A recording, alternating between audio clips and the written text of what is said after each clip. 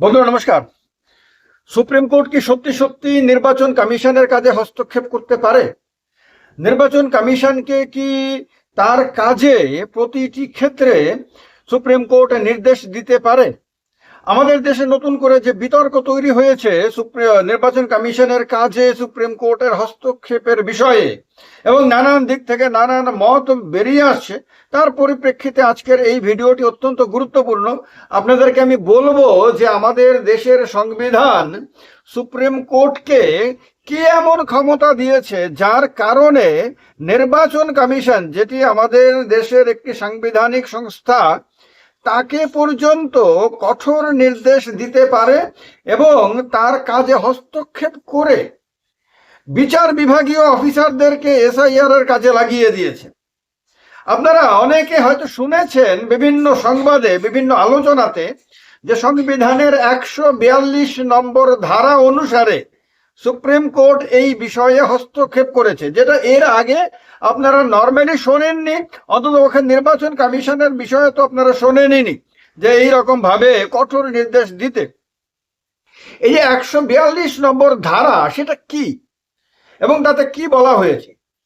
এই 142 নম্বর ধারা আমাদের সংবিধানের, সেটা হলো এক্সট্রাঅর্ডিনারি কোনো সিচুয়েশনে যদি সুপ্রিম কোর্ট মনে করে যে প্রচলিত আইন পর্যাপ্ত না, সাফিসিয়েন্ট না, কিন্তু এমন একটা অবস্থা তৈরি হয়েছে যাতে আপনার বিশেষ নির্দেশ দেওয়া দরকার, তাহলে সুপ্রিম কোর্ট এই 142 নম্বর ধারা অনুসারে সে তার বিশেষ ক্ষমতা আপনার প্রয়োগ করতে পারে। অর্থাৎ এই ধারাতে সুপ্রিম কোর্টকে বিশাল ক্ষমতা দেওয়া হয়েছে। ন্যায় বিচারের স্বার্থে, সম্পূর্ণ ন্যায় বিচারের স্বার্থে বলা হয়েছে, কমপ্লিট জাস্টিস বা সম্পূর্ণ ন্যায় বিচারের স্বার্থে সুপ্রিম কোর্টে বিচারাধীন কোনো মামলায় প্রয়োজনীয় ডিক্রি বা আদেশ সুপ্রিম কোর্ট জারি করতে পারে। এই যে মামলাটা, এসআইআর সংক্রান্ত মামলা, এটা পেন্ডিং আছে সুপ্রিম কোর্টে, অর্থাৎ এটা একটা মামলা চলছে। এই মামলাতে সম্পূর্ণ ন্যায়ের স্বার্থে, অর্থাৎ সাধারণ মানুষের অধিকার রক্ষার স্বার্থে সুপ্রিম কোর্ট মনে করেছে যে তার বিশেষ প্রয়োজনীয় নির্দেশ আদেশ দেওয়া দরকার। তো এই ক্ষেত্রে এটা সে প্রয়োগ করেছে, সুপ্রিম কোর্ট প্রয়োগ করেছে। এবার কথা হলো, সুপ্রিম কোর্টের এই 142 নম্বর ধারা অনুসারে দেয়া কোনো আদেশ সারা ভারতবর্ষে বলবৎ হবে এবং পার্লামেন্টে তৈরি করা আইন যেরকম মর্যাদা পাবে সেই রকম মর্যাদা এই আদেশও পাবে। যদি কোনো বিষয়ে প্রচলিত আইন, মানে যে আইন আছে, পার্লামেন্টে তৈরি করা আইন আছে, সুপ্রিম কোর্ট যদি মনে করে এই আইনের অধীনে এই প্রবলেম সলভ করা যাচ্ছে না, অর্থাৎ ন্যায় বিচার দেওয়া যাচ্ছে না, তাহলে সুপ্রিম কোর্ট সেই ক্ষেত্রে তার ক্ষমতা ব্যবহার করে সেই যে আইনের অভাবটা রয়েছে সেই অভাবটা পূরণ করতে পারে 142 নম্বর ধারা অনুসারে সুপ্রিম কোর্টের ওপরে ন্যস্ত বিশেষ ক্ষমতা প্রয়োগ করে। সেদিক থেকে এটা অত্যন্ত গুরুত্বপূর্ণ। তার কারণে দেখবেন আপনারা ইলেকশন কমিশন 2 শব্দটি পর্যন্ত করতে পারেনি, এমনকি ভারত সরকার পর্যন্ত 2 শব্দটি করতে পারেনি, পশ্চিমবঙ্গ সরকারও 2 শব্দটি করতে পারেনি, কারণ এটা সুপ্রিম কোর্টের ওপরে ভারতের সংবিধান দিয়ে রেখেছে। এটা কেন দিয়েছে, এটা আমার ব্যাখ্যা। আমি একজন নাগরিক হিসেবে ব্যাখ্যা করতে পারি যে আমাদের দেশে যারা সংবিধান রচনা করেছেন বাবা সাহেব বি.আর. আম্বেদকরের নেতৃত্বে, সেই সংবিধান প্রণেতারা বুঝতে পেরেছিলেন যে সরকারগুলো সময়ে সময়ে তাদের সংকীর্ণ রাজনৈতিক স্বার্থে এমন এমন আইন তৈরি করতে পারে যা কোনো জটিল পরিস্থিতিতে সাধারণ মানুষের ন্যায় বিচারের ক্ষেত্রে প্রতিবন্ধকতা তৈরি করতে পারে, বা অনেক ক্ষেত্রে হয়তো প্রয়োজনীয় আইন তৈরি নাও হয়ে থাকতে পারে। তাহলে সেই ক্ষেত্রে সরকারগুলোর মধ্যে মানে মতের অমিল হতে পারে, সেই ক্ষেত্রে আদালত এবং সরকারের মধ্যে মতের অমিল হতে পারে, সেই ক্ষেত্রে রাজনৈতিক বিশৃঙ্খলা তৈরি হতে পারে দেশের মধ্যে। তার কারণে সুপ্রিম কোর্টকে, যাকে ন্যায়ের প্রতীক হিসেবে ধরা হয় এবং যাকে নিরপেক্ষ সংগঠন হিসেবে ধরা হয়, সর্বোচ্চ বিচার ব্যবস্থা হিসেবে ধরা হয়, সেই সুপ্রিম কোর্টকে আমাদের সংবিধান প্রণেতারা এই 142 নম্বর ধারা অনুসারে এক বড় ক্ষমতা দিয়ে দিয়েছে। অনেকে মনে করে যে সুপ্রিম কোর্টের হাতে এই ক্ষমতাটা, অসীম ক্ষমতা দিয়ে দেওয়া, এটা গণতন্ত্রের জন্য ঠিক না। এর ফলে সুপ্রিম কোর্ট এটাকে অপব্যবহার করতে পারে, এরকম বিভিন্ন সময়ে নানা মুনির নানা মত শোনা গেছে।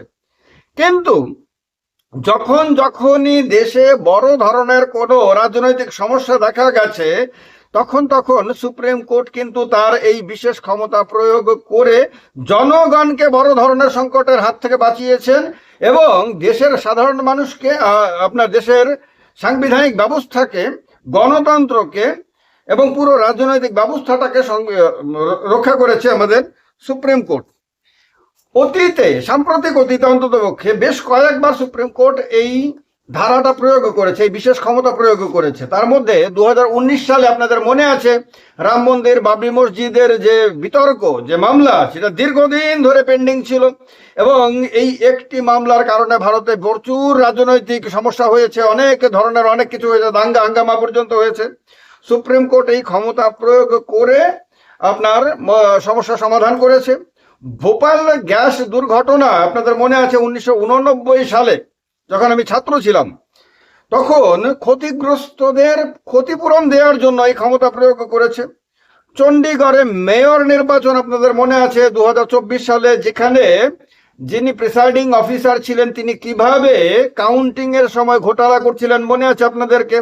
যে আপনার ভোটগুলো বিরোধী আম আদমি পার্টি বা কংগ্রেসের ক্যান্ডিডেট, তাদের যৌথ ক্যান্ডিডেট পেয়েছিল, সেগুলোতে কালি দিয়ে সেগুলোকে নষ্ট করে দিচ্ছিল, মানে কি ভয়ঙ্কর অপরাধ করছিল সে, এবং এইভাবে করে বিজেপির ক্যান্ডিডেটকে জিতিয়ে দিয়েছিল, আম আদমি পার্টি কংগ্রেসের ক্যান্ডিডেটকে হারিয়ে দিয়েছিল।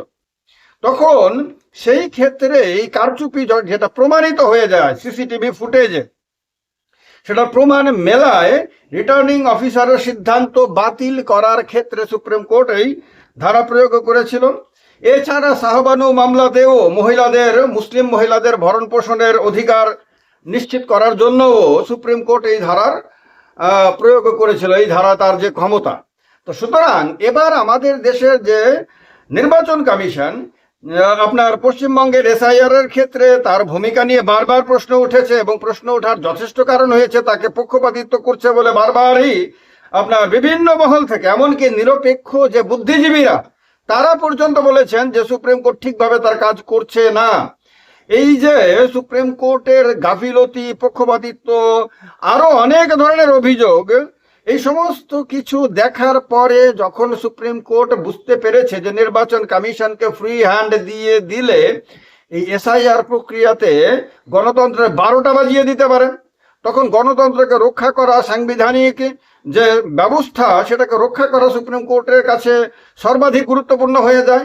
কিন্তু নির্বাচন কমিশনকেও তো সংবিধান অনেক ক্ষমতা দিয়ে দিয়েছে, অনেক অধিকার দিয়ে দিয়েছে এবং তার জন্য অনেক ব্যবস্থা দিয়ে দিয়েছে। তো প্রচলিত আইন অনুসারে আপনার ইলেকশন কমিশনকে নিয়ন্ত্রণ করা এক্ষেত্রে অনেকটা কঠিন হয়ে যেতে পারে, এটা আমার ব্যাখ্যা বলছি। তো সেই ক্ষেত্রে সুপ্রিম কোর্টের মনে হয়েছে যে 142 নম্বর ধারায় তার কাছে যে বিশেষ ক্ষমতা রয়েছে, সেই ক্ষমতার প্রয়োগ করা খুব জরুরি, অন্যথায় রাজনৈতিক সংকট আগামী দিনে তৈরি হতে পারে। তার কারণে সুপ্রিম কোর্ট 142 নম্বর ধারার প্রয়োগ করেছে। তো আমার মনে হয় এই ভিডিওর মাধ্যমে আপনাদের কাছে একটা পরিষ্কার ধারণা যে এই যে বিশেষ ক্ষমতা সুপ্রিম কোর্টের কাছে রয়েছে, এই ক্ষমতাটা সুপ্রিম কোর্ট আমাদের দেশের মানুষের স্বার্থে সময়ে সময়ে ব্যবহার করে এসেছে এবং SIR প্রক্রিয়া যতদিন চলবে, এটা তো আরো বোধ হয় সম্ভবত 1 মাস তো চলবেই, কারণ 28শে ফেব্রুয়ারি ভোটার লিস্ট আউট হওয়ার পরেও এরপরও সাপ্লিমেন্টারি লিস্ট বের হতে থাকবে, কারণ 80 লক্ষ নাম আপনার নাম নিয়ে যে বিতর্ক, সেই বিতর্কের নিষ্পত্তি করবেন এখন বিচারপতিরা, বিচারকরা। এই প্রক্রিয়া এই সমস্ত শেষ করতে করতে হয়তো বা 1 মাস বা 1.5 মাসও লাগতে পারে। তাহলে ততদিন পর্যন্ত এই SIR প্রক্রিয়া জারি থাকবে। সেই সময়ে যখনই সুপ্রিম কোর্ট মনে করবে নির্বাচন কমিশনকে কিন্তু নির্দেশ দিয়ে যাবে, মনে হয় আমার এটা। আর এটাও আপনাদের নিশ্চয়ই মনে আছে যে সুপ্রিম কোর্ট জানিয়ে দিয়েছে অ্যাডমিট কার্ড কাউন্টেড হবে, তারপর পাস সার্টিফিকেট কাউন্টেড হবে, আধার কার্ড কাউন্টেড হবে। এগুলো বলে দিয়েছে। সুতরাং এখন যে বিচারপতিরা কাজ করছেন তাতে এগুলো মাথায় রাখতে হবে তাদের। তো সুতরাং নির্বাচন কমিশন এতদিন ধরে যা খুশি তা যে করে এসেছিল সেইটাতে কিন্তু একটা বিরতি পড়লো। আর এটা এই 142 নম্বর ধারার কারণে।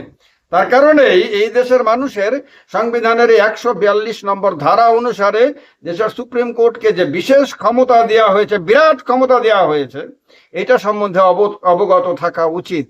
কারণ কে জানে আগামী দিনে আবারও যদি কোনো সরকার এবং নির্বাচন কমিশন বা কোনো প্রতিষ্ঠান নিজেকে অসীম ক্ষমতার অধিকারী মনে করে গণতন্ত্রকে নিয়ে ছিনিমিনি খেলা শুরু করে, তখন হয়তো আপনারও দাবি তোলার প্রয়োজন হতে পারে যে সুপ্রিম কোর্ট, মাননীয় আদালত, মাননীয় বিচারপতিরা, আপনারা এই 142 নম্বর ধারা প্রয়োগ করে আমাদের জনতার অধিকার রক্ষা করবেন, এদেশে গণতন্ত্রকে রক্ষা করবেন। তার কারণে এই ভিডিওটা আপনাদের কাছে খুবই মূল্যবান। তার কারণে ভিডিওটা সেভ করে রাখবেন, ভবিষ্যতেও আপনাদের কাজে লাগবে। আর ভিডিওটাকে লাইক তো করবেনই, শেয়ার করে দিয়ে আরো বন্ধুরা যাতে এই আলোচনাটা শুনতে পারে, তাদের মধ্যে যাতে অ্যাওয়ারনেস, সচেতনতা যাতে সৃষ্টি হয়, তার কারণে শেয়ার করে দেবেন। প্রসেনজিৎ চক্রবর্তী চ্যানেলটিকে যদি এখনো সাবস্ক্রাইব না করে থাকেন তাহলে আর 1 সেকেন্ড দেরি না করে পট করে সাবস্ক্রাইব করে নিন। ভালো থাকবেন। জয় হিন্দ, বন্দে মাতরম।